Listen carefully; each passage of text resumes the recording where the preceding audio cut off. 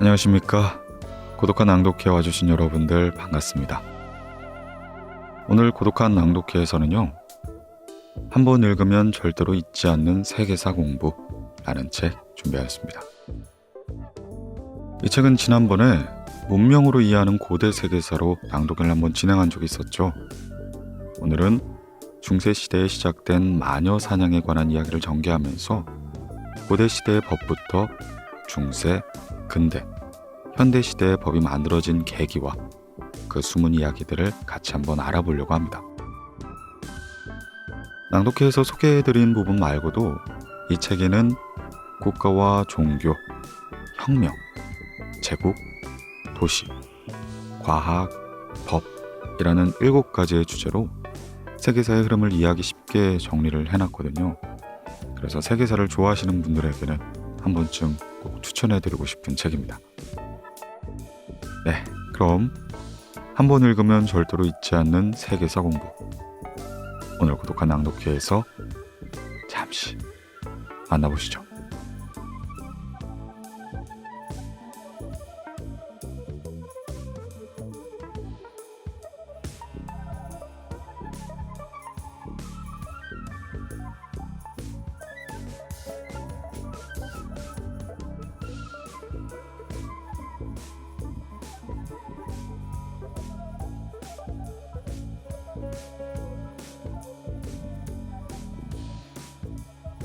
고대의 법. 구석기와 신석기 시대에도 법이 존재했을까? 공동체가 있다면 공동체를 유지하기 위해 공동체에 속해 있는 사람이 할 수 있는 행동과 하지 말아야 할 행동을 정한 규칙이 필요하다. 당시에도 공동체는 존재했었고, 공동체를 유지하기 위한 관습이나 종교 등을 기준으로 사람들의 행동을 규제했을 것이다. 그렇다면 이것은 법이었을까? 아직 조직 자체가 크지 않고 집단 내는 평등했고, 공동체를 이끄는 사람은 지배자가 아닌 지도자였다. 즉, 국가가 아직 형성되지 않았으니 지금 우리가 아는 국가 권력에 의하여 강제되는 사회규범인 법은 존재하지 않았다. 함무라비 법전. 현재 남아있는 법과 관련된 가장 오래된 유물은 바빌로니아 왕국의 함무라비 법전이다. 기원전 1800년경 메소포타미아 지역에 세워진 바빌로니아 왕국의 6번째 왕인 함무라비가 제정한 법으로 2.25m의 돌기둥에 새겼다. 돌기둥 맨 위에는 함무라비 왕이 신에게 법전을 받는 모습이 새겨져 있어 당시 법의 권위가 어디에서 왔는지 알려주고 있다. 많은 사람들이 알고 있는 이 법정의 내용은 보복주의로 유명하다. 구체적인 내용을 살펴보면 다음과 같다. 만일 한 사람이 다른 사람 자식의 눈을 상하게 했다면 그의 눈을 상하게 한다. 만일 누군가가 타인의 뼈를 부러뜨렸다면 그 사람의 뼈를 부러뜨린다.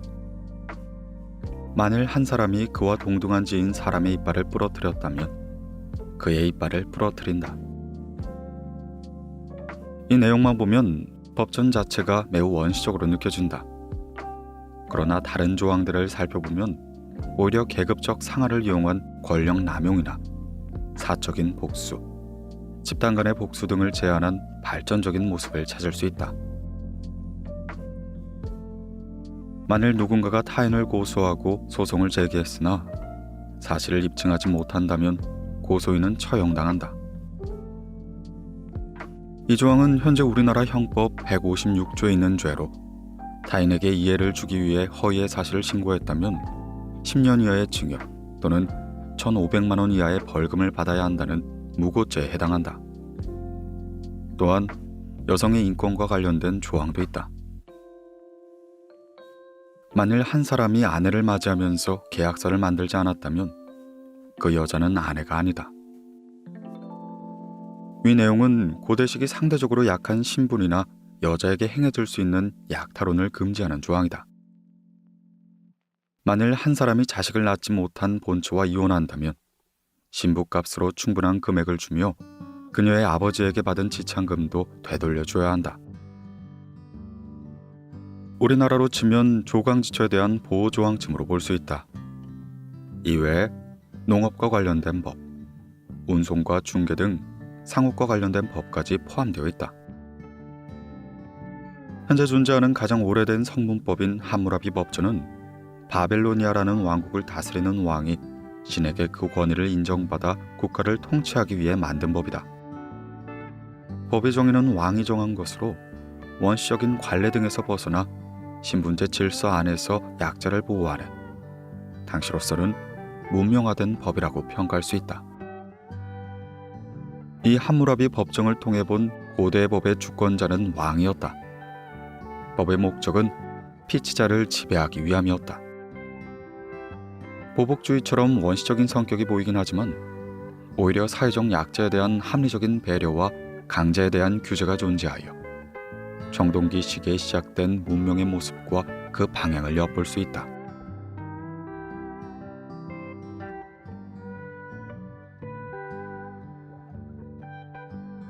소크라테스의 재판.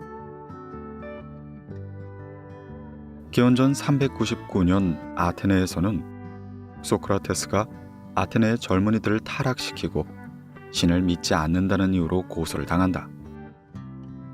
그는 500인 법정에서 재판을 받게 되는데 소크라테스는 무죄를 주장했고 그의 주장에 아테네의 501명 중 280명이 소크라테스에게 유죄를, 221명이 무죄라고 결정했다. 다수결에 의해 유죄를 선고받은 소크라테스에게 형벌로 사형이 내려졌다. 사형은 소크라테스를 고발한 사람들이 요구한 형벌이었고 이내 소크라테스는 죽고야 만다. 501명의 배심원들에게 재판을 받은 소크라테스는 지금으로 치면 우리나라에서 1948년에 만들어진 국가보안법의 적용을 받아 사형된 것이다. 그렇다면 그는 왜, 어떻게 국가의 안전을 위태롭게 하는 반국가적 활동을 한 것일까? 소크라테스가 사형당했을 당시 시대적 배경은 폴리스 간의 전투인 펠로폰네소스 전쟁이 있다. 이 전쟁은 페르시아와 전쟁 후 폴리스 내에서 패권을 장악한 아테네의 정행을 견제하기 위한 스파르타가 아테네를 상대로 한 전쟁이었다. 이 전쟁에서 패배한 아테네 내부에서는 기존의 민주주의를 지속하려는 세력과 스파르타식의 귀족주의적 정치를 주장하는 세력 간의 갈등이 발생한다. 이때 너 자신을 알라고 질문하고 다니다 이 갈등에 끼어 미움을 받게 된 이가 바로 소크라테스인 것이다. 소크라테스는 사람들에게 질문을 던져 질문을 받는 사람이 스스로 옳은 것을 깨닫게 되었을 때 비로소 깨달은 것을 행동할 수 있다고 보았다. 예를 들자면 법은 지켜야 한다라고 가정한다면 과연 어떤 경우라도 그럴까? 라는 질문을 던져 그 속에 있는 정의를 찾고 실천하는 것이 그의 방법이었다. 그리고 이와 같은 방법은 권력자들에게 위험으로 느껴졌다.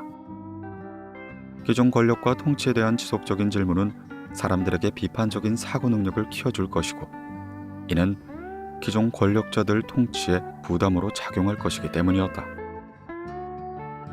그래서 펠로폰네소스 전쟁 직후 아테네에서 권력을 잡은 스파르타적인 성향의 독재 정권은 소크라테스에게 젊은이들과의 대화를 금지했다. 소크라테스가 이 명령을 따랐을까? 과연 그러지 않았다. 8개월 후에는 민주주의 세력이 회복되었고 새로 권력을 잡은 이들은 소크라테스에게 동참을 권유했다. 이들의 제안 역시 소크라테스는 거절한 것이다. 소크라테스는 점점 쇠퇴하는 아테네에서 진리와 정의를 추구하며 자신의 질문을 통해 사람들을 깨어있게 하려 했다. 이런 그의 태도와 거절은 겨우 권력을 되찾은 민주주의자들에게 자신들의 수호하는 민주주의를 비판한다고 느껴졌다. 결국 민주주의자 아니토스는 소크라테스가 독재를 옹호한다며 고소를 했고 그는 재판을 받게 된 것이다. 당시의 권력자들은 소크라테스가 재판 과정에서 쩔쩔매는 모습을 보여주며 망신당하길 원했다. 그렇게 자신들이 지키고자 하는 체제가 옳았다는 걸 사람들에게 보여주고 설득하고 싶었던 것이었다. 그러나 소크라테스는 재판에서 당당하게 자신의 무죄를 주장했고, 유죄가 내려지자 배심원들에게 관용을 바라긴커녕 자신은 전쟁에 참여하는 등 국가에 큰 공을 세운 사람이니 마땅한 대우를 받아야 한다 강하게 주장한 것이었다. 이로써 배심원들의 분노를 산 이 재판으로 소크라테스에겐 사형이 내려졌다. 그러나 실제로 그를 사형에 처하리라 생각한 사람은 많지 않았다. 당시에 처벌이 내려지면 뇌물을 써서 탈출하곤 했다는데, 소크라테스의 친구들도 돈을 모아 간수를 매수해 탈출을 권했다. 그러자 소크라테스는 탈출을 제안한 뒤 죽음을 선택한 것이다. 그가 죽음을 선택한 이유는 무엇일까? 그는 질문을 통해 스스로 깨달은 정의 때문이었다. 그의 정의는 단순히 삶을 사는 것보다 올바르게 사는 것이 중요하며, 조국과 조국의 법은 부모와 같이 신성한 것이므로 지켜야 한다는 것이었다. 만약 법이 나쁘다면 지키지 않은 것이 아니라 공동체의 합의를 통해 바꿔야 한다고 판단했다. 소크라테스는 법은 지켜져야 할까? 라는 자신의 질문에 대해 정의를 구했고 이를 실천한 것이다. 물론 지금에서 본다면 법의 안정성과 관련이 있다. 독일의 법 철학자 구스타프 라트브루흐는 법의 이념을 정의, 한목적성, 법적 안정성에서 찾았는데, 그중 법적 안정성이란 사람들이 법을 믿고 그 안에서 생활할 수 있게 되어야 한다는 개념이었다. 이를 위해 법은 쉽게 변경되지 않고 사람들의 의식에 맞아야 하는데, 소크라테스는 법적 안정성에 대해 숙고하여 이를 죽음으로 실현한 것이다. 고대 아테네에서의 법의 주권자들은 시민들이었고, 법이 집행하는 목적은 자신들이 추구하는 체제를 유지하기 위해서였다. 법의 정의가 시대와 장소를 초월한 정의가 아닐 수도 있으며, 법이 집행되는 목적이 항상 정의롭지 않을 수도 있으나, 법은 필요한 것이고 안정적으로 집행되어야 한다는 걸 보여주는 재판이었다.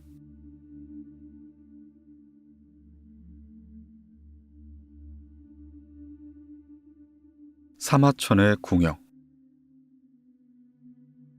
기원전 99년, 사마천은 자신의 소신을 굽히지 않고 황제인 무제에게 바른 말을 하다 감옥에 갇혀 사형 선고를 받게 되었다. 당시에 사형이 내려지면 세 가지 중 하나를 선택할 수 있었다고 한다.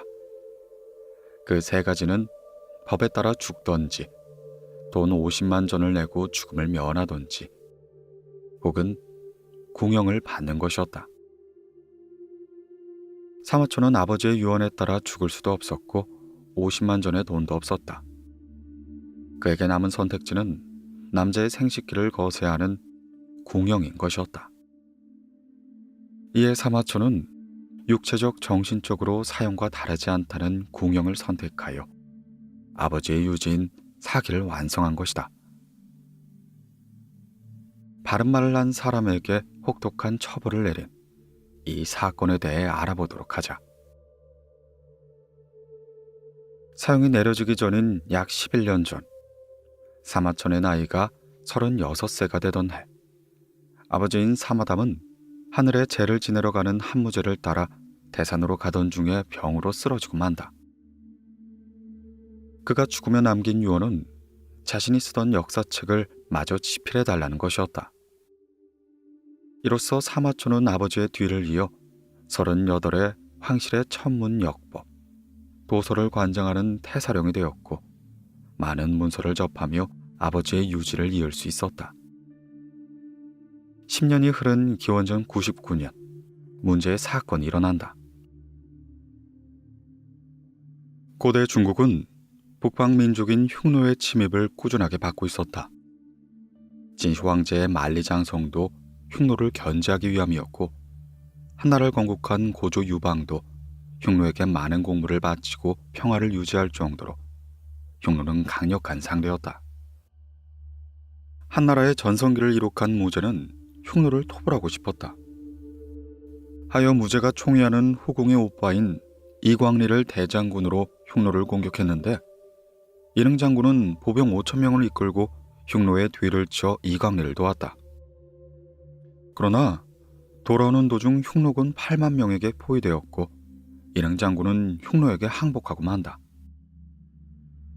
이 흉노와의 전쟁에서 패하자 패전 책임을 질 사람이 필요했는데 전쟁의 책임자인 대장군은 황제의 처남으로 막강한 권한을 가지고 있었으니 그 화살을 적에게 항복한 이릉에게 돌렸던 것이다.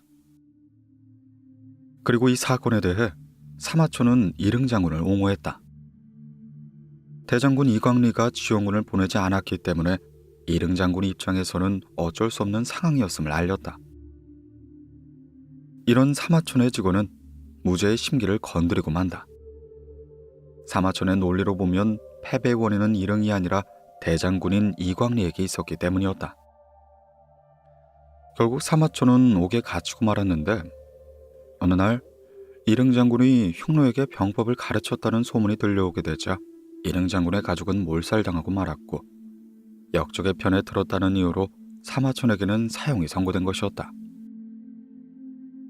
옥에서 사마촌은 아버지의 유지인 사기를 저술하고 있었다. 이대로 죽을 수 없다고 판단한 그는 궁형을 선택한 것이었다. 궁형이 집행된 다음에 사마촌은 사면을 받아 옥에서 풀려난 뒤 후에 중서령의 자리에 올라 황관으로 무죄를 보필했다. 중서령은 오늘날로 치면 황제의 비서실장으로 측근 중에서도 최측근이라고 할 수 있다. 그리고 이 이야기를 통해 고대 중국의 법의 주권자는 황제이고 황제의 뜻에 거스르면 법적 처벌의 대상이 된다는 걸 알 수 있다. 우리에게 익숙한 조선시대 사극에서도 왕이 다스리는 나라에서 가장 큰 죄는 왕권을 침해하는 것임을 알 수 있다. 이런 왕정국가에서 법의 목적이란 백성을 다스리는 것이었고 백성들은 법의 대상일 뿐이었다.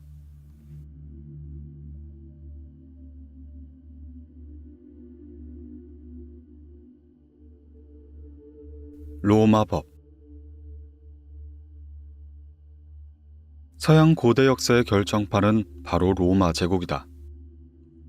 왕정을 시작해 영토를 넓혀가며 공화정을 만들어가는 로마는 제국으로 유지되다 쇠퇴하게 된다. 그리고 이 변화에 따라 로마의 법 또한 달라지게 된다. 로마의 대표적인 법 3가지를 통해 로마 사람들의 정의를 살펴보도록 하자. 첫 번째 법은 12표법이다. 기원전 450년 제정된 로마 최초의 성문법으로 로마가 이탈리아 반도를 통일하기까지에 해당되는 법이다. 먼저 12표법이 최초의 성문법이라는 것은 이 법이 나타나기 이전엔 관습법으로 로마가 운영되었다는 걸 의미한다. 관습적으로 운영된다는 것은 기준이 필요할 때마다 기존 권력을 가진 세력들이 자신들에게 유리하게 판단했다는 것인데 로마는 귀족 원로원에 의해 운영되고 있었으니 관습법은 당연히 귀족에게 유리한 것이었다. 그리고 이런 상황에서 군인인 평민들의 요구로 만들어진 법이 바로 12표법이다. 그렇다면 12표법의 내용은 평민에게 유리하기만 했을까? 전해지는 내용을 보면 귀족과 평민의 결혼을 금지하거나 가혹한 채무법 등에 관한 내용이 있어 기본적으로는 귀족들에게 유리한 법이었다. 그러나 이런 내용에도 불구하고 역사적으로 12표법은 이전의 법보다 평민들을 보호하는 방향이었다. 관습법에 따라 임의로 법을 집행하던 당시의 성문법의 등장은 당연히 이전보다 평민에게 유리하게 작용했다고 평가하는 것이다. 기원전 4세기경 갈리아의 공격을 받아 불타 없어져 정확한 내용이 전해지고 있지는 않지만 당시 로마의 사람들은 법의 내용을 노래로 만들어 부를 정도로 이를 소중하게 여겼다. 평민을 보호하는 방향성을 가지긴 했지만 귀족들의 주도권을 잡는 상황에서 그들에게 유리한 내용을 가진 12표법은 이내 평민들의 불만을 샀다. 영토 확대 과정에서 평민의 역할이 점점 중요해지면서 이를 기반으로 평민의 계속된 한정은 여러 차례 법 개정으로 이어진 것이다. 이로써 법의 중심은 로마의 시민을 대상으로 형성되기 시작했고, 이후 개정된 법들을 묶어 시민법이라고 한다. 두 번째는 만민법이다. 로마가 지중해를 제패하고 기원 후 3세기까지 로마의 전성기의 법이다. 로마의 영토가 넓어지자 로마에는 로마인이 아닌 사람들이 대거 포함되게 되었다. 이 로마인이 아닌 사람들은 로마 시민법의 적용을 받지 않고 각자 자신이 속한 민족이나 지역법의 영향 아래 있었다. 이에 로마를 유지하기 위해서는 이 모두를 아우를 새로운 법이 필요한 것이었다. 이렇게 탄생한 법이 만민법이다. 만민법은 기본적으로 로마 시민과 로마 시민이 아닌 사람들을 대상으로 한다. 즉, 로마 시민과 여러 민족, 여러 도시 간 거래에서 필요한 내용이 정의된 법이다. 이 시기에 로마는 법학이 눈부시게 발달했다. 그리고 212년엔 자유민들에게 로마의 시민권을 부여하여 시민법과 민법을 구별할 필요가 없어지게 된다. 세 번째 단계는 로마법의 종합판인 자연법, 로마법 대전이다. 이 당시에 로마는 점점 쇠퇴되었고 법학이 발달하던 시기도 지났지만 로마의 황제들에 의해 로마법은 집대성이 된다. 특히 6세기 동로마의 황제 유스티나누스는 기존의 법과 역대 황제의 명령 등을 펼쳐낸 로마법 대전을 만든다. 이는 민족, 지역, 시대를 초월해 보평 타당성을 추구하는 자연법의 성격을 지녔는데, 이런 로마법은 중세 유럽으로 계승되었고 근대법 형성에도 큰 영향을 미치게 된다. 작은 도시국가에서 시작되어 제국을 이룩하며 발달한 로마법은 자연법 개념으로까지 발달하기 시작한다. 이 자연법과 대비되는 개념으론 사회에 따라 달라지는 실정법이 있다. 12표법은 실정법으로 로마의 귀족과 평민의 권한을 규율한 법이었고, 만민법 이후부터는 이전보다 초월적으로 모든 사람의 정의를 규정하는 자연법의 경향을 보인다고 할 수 있다. 로마의 법 현천사를 보면 법의 주권자는 힘을 가진 자였고, 시대에 따라 힘 있는 자가 변하며 그들이 추구하는 정의도 입장에 따라 달라졌음을 알 수 있다. 로마법은 시기별로 처한 현실을 반영하기 시작한 것이었고, 로마 제국의 발달과 함께 법도 진화하며 발달한 것이었다.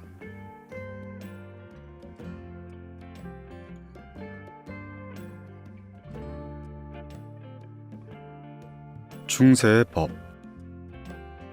율령. 중국의 법 체제는 수당나라 시기의 율령으로 완성되었다. 이는 율령 격식으로 불리는데, 율은 죄를 정하고 처벌하는 형법에 해당하고, 영은 국가를 다스리는 내용이 담긴 행정법이다. 격은 황제나 왕이 수시로 내리는 칙서나 금령을 모은 것이고, 식은 율과 령을 시행하는 데 필요한 세세한 것들을 규정한 법률이었다.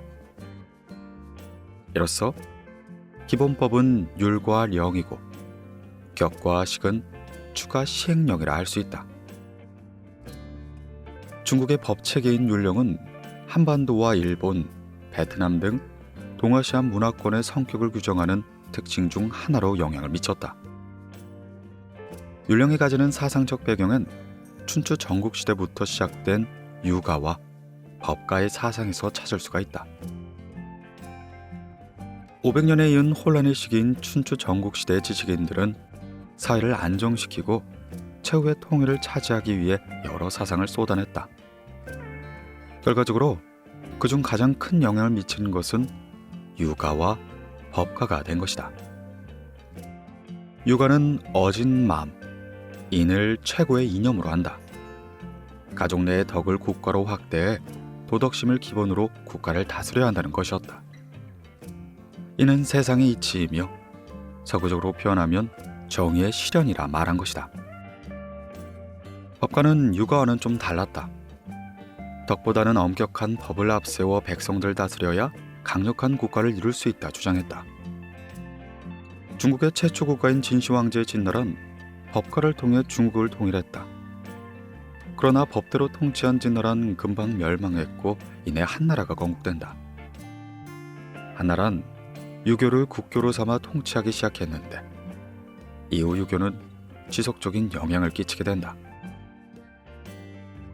중국은 이런 역사적 경험을 통해 국가는 법으로만 통치될 수 없으며 덕만으로 유지될 수 없다는 것을 알게 되었다. 덕이 없는 법은 폭력이 되니 사회적 현실을 담은 법을 제정하고 집행할 때는 덕을 담아 엄격하게 법대로 해야 했다. 그리고 이런 배경 아래 법 규범을 쌓아 차곡차곡 완성된 것이 바로 율령이라 하겠다. 율령의 큰 특징은 앞서 서쪽의 법들처럼 국가와 개인 간의 관계를 규제하는 법이 아닌 국가의 지배와 관련된 행정법이 위주였다는 것이었다. 중국의 역사 속 주권자는 오랫동안 하늘의 아들인 황제였다. 따라서 법은 통치의 수단이었고 황제가 백성에 대해 형벌을 가하는 건 아버지가 아들에게 행하는 가르침과 같다는 논리가 유교적으로 만들어지기 시작한 것이다. 덕을 가진 황제와 그 황제를 보필하기 위해 덕을 공부한 엘리트 관리들에 의해 법이 제정되기 시작했고 이 법은 다스리는 이들의 덕치를 전제로 존재한 것이었다. 근대에 들어서면서 법은 군주의 통치 수단만이 아니라 통치자의 권한을 제한하고 사람들을 보호하는 방향으로 발전하지만 동양의 율령은 유교의 세계관을 바탕으로 황제에 의한 덕치와 다스림의 수단이라는 전제가 기본적으로 작용한 것이다.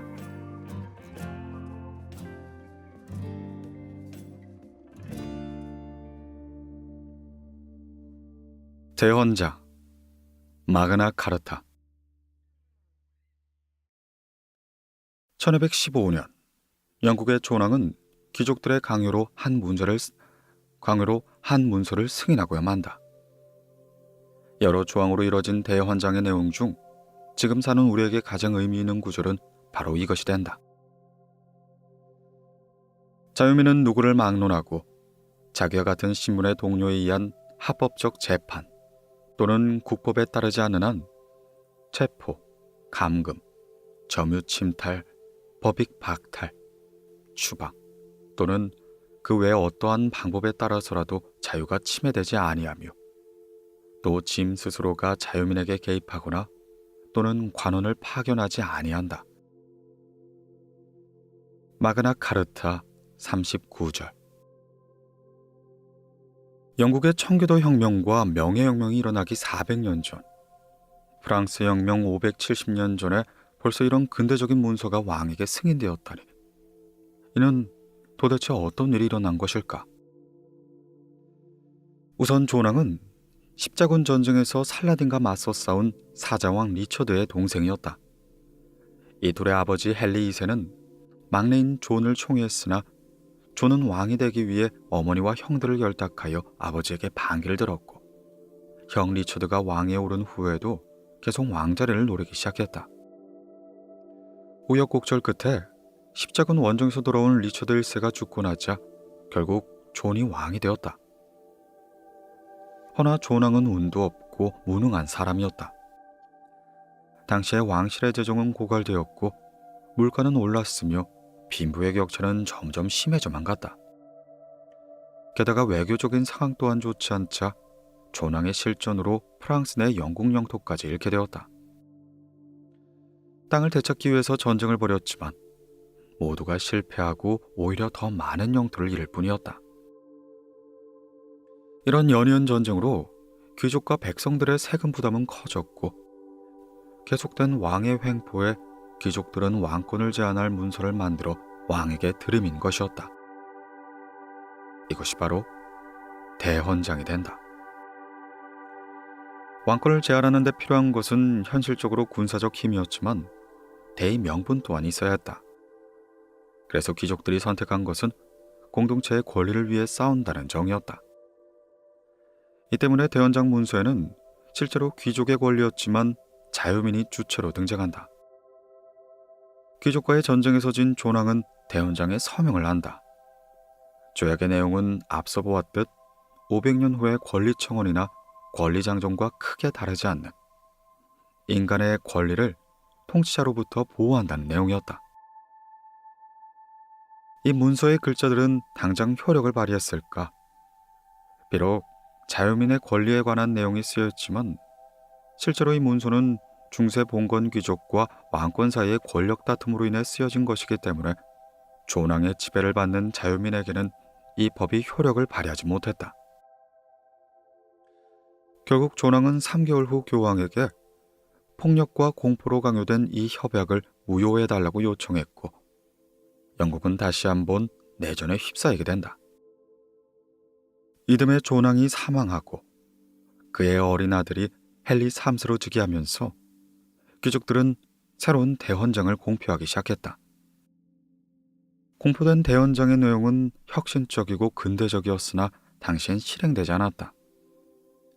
그러나 먼 훗날 청교도 혁명에서 왕권을 문서로 제한할 대헌장의 필요성이 다시 주장되었고 부당한 권력에 저항하는 지식인들은 이 문서를 이용하여 자신들의 혁명을 정당화할 수 있었다.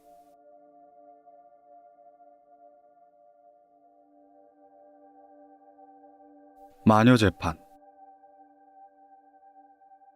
마녀 재판이란 중세 유럽에서 마녀로 의심되는 사람을 종교 재판소에 판결한 것을 의미한다. 중세 유럽 사람들은 마녀가 악마에게 영혼을 팔아 초자연적인 마력을 부릴 수 있고 이 마력으로 하여 사람들에게 해를 끼치는 존재라고 믿었다. 성경에도 마술을 부리는 여자를 살려두면 안 된다 라는 구절이 있어 당시 마녀의 존재를 믿는 사람들의 주장을 뒷받침하는 증거가 된 것이다. 그렇다면 중세 1000년 내내 마녀 재판이 일어났던 것일까? 13세기 교황 그레고리우스 9세는 종교적 이단을 체포하고 재판하기 위해 종교 재판소를 만들었다. 초기의 이 재판소는 단순하게 이단을 신문하고 심판하는 것이 목적이었다. 가장 유명한 종교 재판으로는 지동설을 주장하며 기존의 우주론을 거부한 갈릴레오의 재판이라 하겠다. 갈릴레오는 고문의 위협으로 자신의 소신을 굽혔고 재판관들은 갈릴레오가 거짓으로 소신을 굽힌 걸 알면서도 가택연금으로 감형을 처해주었다. 이렇듯 종교 재판은 무조건 가혹한 처벌만을 내린 것은 아니었다. 1484년 교황은 마녀의 존재를 공인하며 이를 엄하게 다스리겠다는 교서를 발표하고 만다. 그로부터 2년 후인 1486년에는 도미니크 회의 수도사 중 하인리히 등이 마녀와 관련된 책을 내기 시작한다. 마녀를 정의한 그의 저서는 마녀란 마술을 사용하고 악마와 계약한 사람으로 악마의 주장을 따르며 사람들과 공동체를 파괴한다고 정의한 것이다. 이런 배경에서 15세기에 시작된 마녀 사냥은 16세기에서 17세기에 정점에 달했다.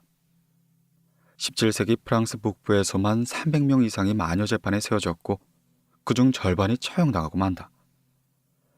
독일 등의 지역에서도 수십만 명이 마녀라 죽임을 당했고 에스파냐에서는 100만 명 정도가 처형을 당하고 만다. 그리고 이는 주로 젊은 여자나 결혼하지 않은 여자, 혼자 사는 미망인들이 대상이 되었다. 더구나 마녀라 의심을 받아 끌려가면 신문을 받아 마녀인지 아닌지 판단하게 되는데 그 기준은 바로 자백이 되었다.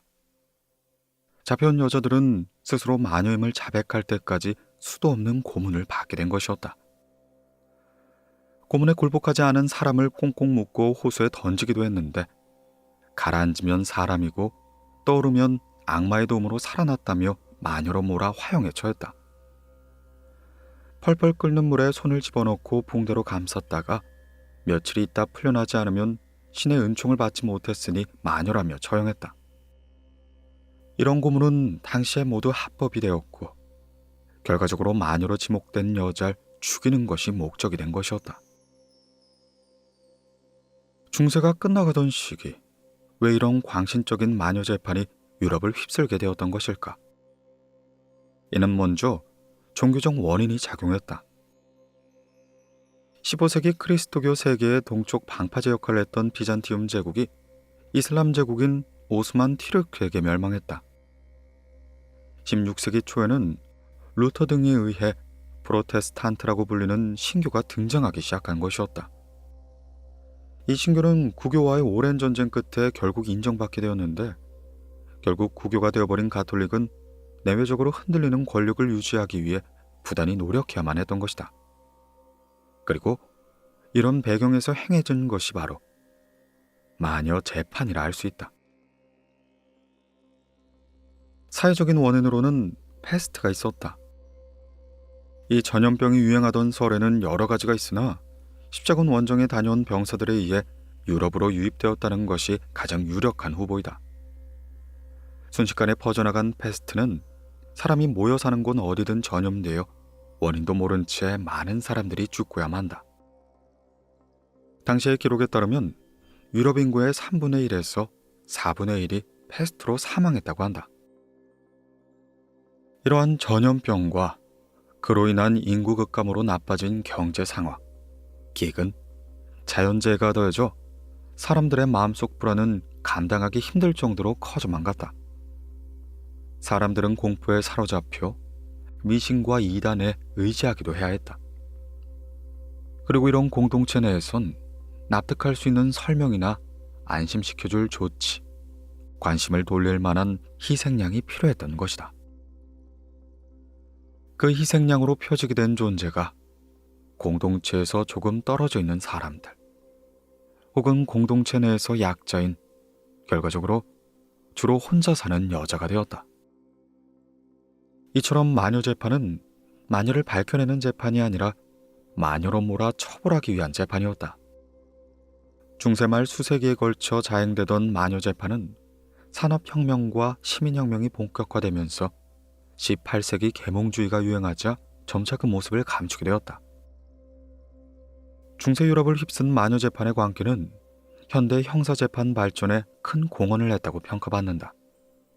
예를 들어 유일 증거인 자백 배제의 법칙, 위법 수집 증거 배제의 법칙 등의 법으로 만들어져 개인의 인권을 보호해주는 가장 중요한 역할을 한 것이다.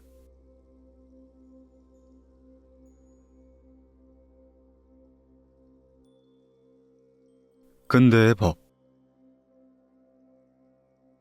단두대와 나폴레옹 법전. 프랑스 혁명은 열정적이고 극렬한 전개로 혁명의 전형으로 평가받는다. 혁명의 과정에서 가장 극적인 부분은 국민에 의한 재판으로 루이 16세가 처형되고 공화정이 시작되었다는 것이다. 이 시기를 국민공의 시기라고 한다. 국민공의에서 권력을 잡은 로베스피에르를 중심으로 한 세력은 그들이 추구하는 혁명에 방해되는 사람들을 모두 처형하고 말았다. 지금은 사형제도가 존폐를 논의할 정도로 개인의 인권에 대한 감수성이 높지만 역사 속에서 그렇지 않았던 시기는 더 길었다고 할 수 있다. 우리나라에서도 대역죄인이나 폐륜을 저지른 사람에겐 능지처참이란 형벌을 내리기도 했다. 능지처참은 죄인이 최대한 고통을 느끼게 한 후 죽이는 형벌로 그 방법은 각기 다양했는데, 팔다리를 차례대로 잘라내고 마지막에 목을 베는 방법, 사람들을 모아놓고 죄인을 기둥에 묶어 살점을 조금씩 떼어내 최대한 고통을 느끼게 하며 죽이는 방법, 수레에 팔다리와 목을 매달아 찢어 죽이는 등의 방법 등이 실제로 시행되었다고 한다. 근데 이전엔 동서양을 막론하고 죄인에게 최대한 고통을 주며 그 고통을 사람들에게 공개하는 처형 방법이 일반적이라 할 수 있다. 목을 베어 죽이는 참수형은 귀족의 특권일 정도였다. 그러나 목을 베어 죽이는 참수형 또한 참수하는 집행인이 미숙하면 죄인에게 큰 고통을 주었다. 한일어 1685년 영국의 한 공작은 런던 타워 앞에서 처형을 당하기 전에 처형인에게 돈을 주며 고통 없이 죽여달라 부탁했다. 그러나 처형 집행인은 매우 미숙했고 여러 번 휘둘렀으나 성공하지 못하여 건네받은 정육점 칼로 참수형을 마저 집행했다고 한다. 이 과정에 죽지 못하고 살았던 공작의 고통과 이를 지켜봐야 했던 사람들의 마음은 과연 어떠했을까?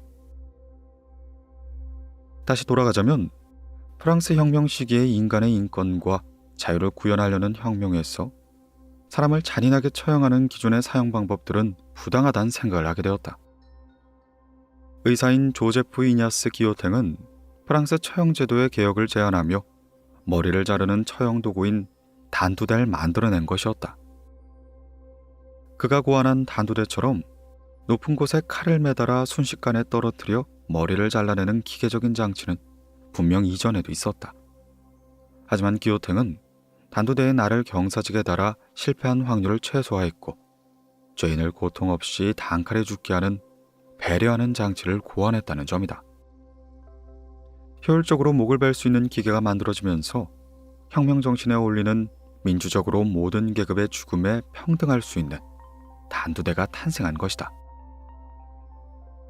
하지만 결과적으로 국민 공의 시기 기요탱의 이름을 딴 단두대 기요틴은 수많은 사람들을 효율적으로 처형하며 혁명의 극단적인 단면을 보여주는 부정적인 상징으로 자리 잡게 된다. 프랑스 혁명 후에 혁명의 가장 큰 수혜자는 나폴레옹이었다. 프랑스의 식민지인 지중해 코르시카 섬에서 태어난 나폴레옹은 혁명의 지지자로서 우여곡절 끝에 통령이 되었고 이내 황제로 등극하게 된다. 황제라고 하니 프랑스 혁명 이전으로 완전히 돌아간 정제 정치를 떠올릴 수 있겠지만 나폴레옹은 최고의 자리에서 프랑스 혁명 이념을 법전으로 정리했다. 이 법전이 바로 나폴레옹 법전이다.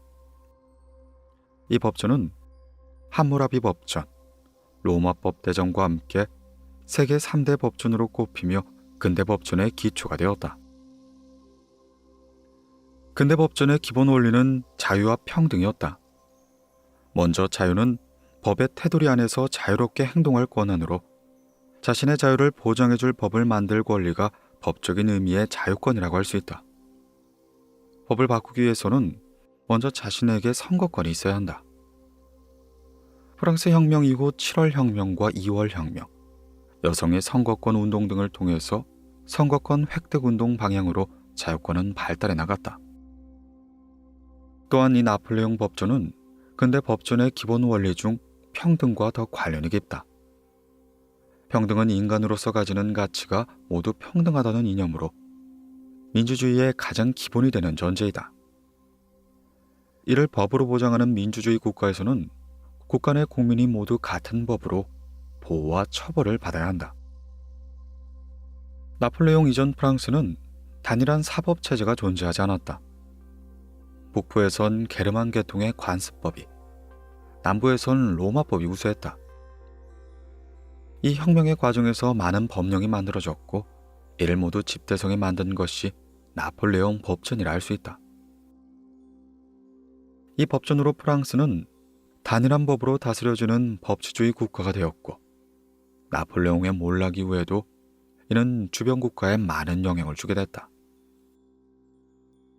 근데 과정에서 법의 주권자는 시민이고 법의 목적은 시민의 권한을 보호하는 방향으로 발전했다는 걸 알 수 있다.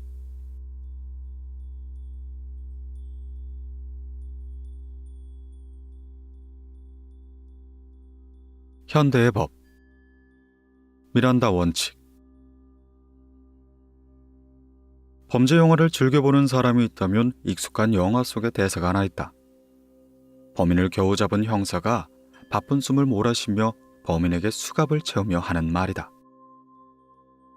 묵비권을 행사할 권리가 있고 변호사를 선임할 수 있으며 당신에게 불리한 진술을 거부할 권리가 있다. 바로 미란다 원칙이 된다. 이는 범죄를 저지른 피의자의 권리 또한 보호해야 한다는 강력한 인권보호의 장치이다. 그렇다면 이 원칙은 어떻게 만들어진 것일까? 1963년 미국 애리조나에 사는 에르네스토 미란다는 한 극장 앞에서 18세 소녀를 차로 납치해 강간한 혐의로 체포되게 되었다. 그는 피해자에 의해 범인으로 지목된 후 변호사가 없는 상태에서 경찰에게 신문을 받게 되었다. 처음에 무죄라 주장했던 그는 몇 시간에 걸친 신문 끝에 범행을 자백하고야 만다.